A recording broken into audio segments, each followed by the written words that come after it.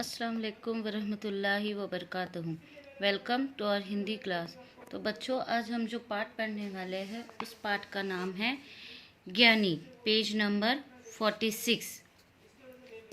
तो इस पाठ में बच्चों आप लोगों को एक शब्द दिया गया है, पर उसके दो अर्थ दिए गए हैं। जैसे हिंदी में उसका अर्थ अलग होता है और मराठी में उसका अर्थ अलग होता है। तो ज्ञानी ये जो पाठ है, इसमें जो हमें जो पाठ दिया गया है उसमें हमें दो अलग अलग भाषाओं के बारे में बताया गया है। एक तो हिंदी भाषा और दूसरा मराठी भाषा। जैसे यहाँ पर ऊपर आप लोगों को दिया गया है, बंधु भाव और सुदामा का परिवार आमने सामने रहता है। तो दो परिवार है जो आमने सामने रहते हैं, जिसे पड़ोसी। दोनों के बच्चे आपस में साथ साथ हंसते खेलते हैं। दोनों परिवार एक दूसरे के सुख दुख में सहभागी होते हैं। दोनों की मातृभाषा भिन्न है। मातृभाषा यानी जो हम बोलते हैं, जैसे गुजराती, तेलुगु, हिंदी, मराठी। तो ये दोनों जो परिवार आमने सामने रहते हैं, दोनों की भाषाएं अलग है। इसके चलते एक ही शब्द के दोनों भाषाओं में अलग अलग अर्थ होने के कारण कई उनके बीच मनोरंजक स्थिति बन जाती है। ऐसी ही स्थिति आज भी बनी। तो कई बार जैसे कि एक ही शब्द के मराठी में अर्थ अलग होता है और हिंदी में अलग अर्थ होता है। तो इसके कारण दोनों में हमेशा जो है एक अच्छी सी एक खुशहाल जैसी स्थिति बनती है, मनोरंजक स्थिति बनती है। तो देखते हैं हम, बंधु भाव। मना करने के बाद भी बच्चे बरसात में भीग रहे हैं, अंदर बुलाकर उन्हें शिक्षा दो। सुदामा, अरे बंधु भाव, मैं क्या शिक्षा दूँ? शिक्षा तो उन्हें विद्यालय में मिल जाती है।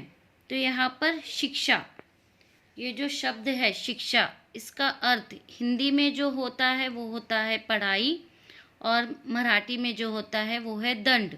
तो यहाँ पर जो बंधु भाव है वो है मराठा, और सुदामा ये जो है वो हिंदी बोलते हैं। तो उन्होंने क्या कहा कि बच्चों को अंदर बुलाकर शिक्षा दो, यानी दंड दो। लेकिन सुदामा क्या कहते हैं कि अरे शिक्षा यानी पढ़ाई तो उन्हें विद्यालय यानी स्कूल में मिलती है। बंधु भाव, तो क्या बच्चे ऐसे ही भीगते रहेंगे? सुदामा, बच्चे तो बंदर होते हैं, इसलिए खेलते ही रहेंगे। बंधु भाव, लेकिन जब आसपास कहीं समुद्र नहीं है तो बच्चे बंदर पर कैसे जाएंगे? यहाँ पर बंदर, एक बंदर का अर्थ है बंदर जो मंकी होता है, और दूसरे बंदर का अर्थ है बंदरगाह जो समुद्र के किनारे को कहते हैं। तो यहाँ पर वो क्या कहते हैं सुदामा, कि बच्चे बंदर की जैसे हमेशा उछल कूद खेलते रहते हैं। लेकिन बंधु भाव क्या कहते हैं कि बंदरगाह, यहाँ पर कोई समुद्र थोड़ी है कि बच्चे बंदरगाह पे जाकर खेलेंगे। सुदामा, अच्छा ज़रा बैठो, मैं भीगा हुआ ऊन का स्वेटर सुखाने के लिए फैला आता हूँ।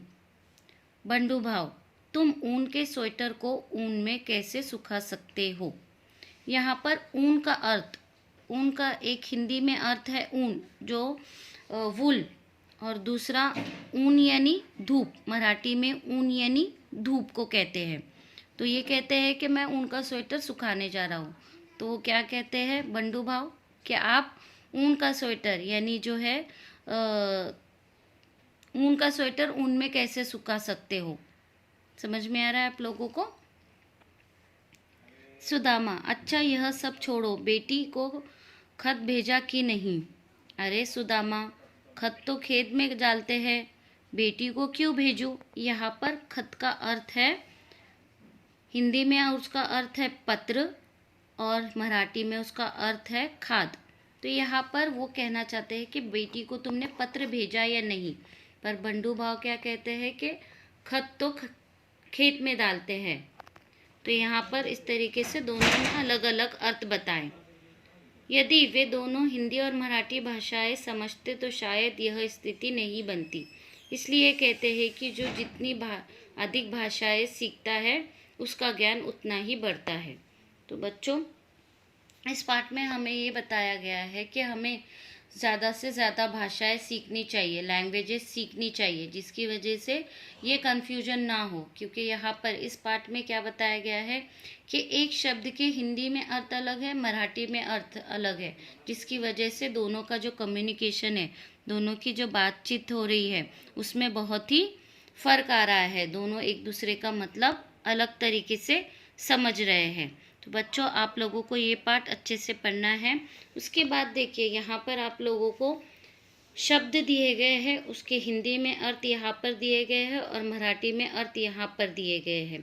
तो बच्चों, आप लोगों को ये अच्छे से याद करना है। उसके बाद ये आप लोगों की हिंदी सुलभ भारती व्यवसाय पेज नंबर 87, यहाँ पर आप लोगों को उसी पर ज्ञानी पर आधारित रिक्त स्थानों की पूर्ति करो। ऊपर उत्तर दिए गए हैं, आप लोगों को सही उत्तर चुनना है और रिक्त स्थानों की पूर्ति करनी है। उसके बाद है आप लोगों को यहाँ पर 3 ऑप्शन दिए गए हैं, आप लोगों को सही उत्तर चुनकर ये खाली जगह पूर्ण करनी है। उसके बाद आप लोगों को वाक्य पढ़ने हैं और सही या गलत का आप लोगों को चिन्ह लगाना है। के बाद यहाँ पर प्रश्न उत्तर दिए गए हैं, आप लोगों को प्रश्न पढ़ना है। उसके बाद आप लोगों को पाठ अच्छे से पढ़ना है, समझना है और इन प्रश्नों के उत्तर आप लोगों को ढूंढने हैं। So student, do your homework on time. इंशाल्लाह we will meet in the next class. अल्लाह हाफिज़। अस्सलाम वालेकुम वरहमतुल्लाहि वबरकातुहू।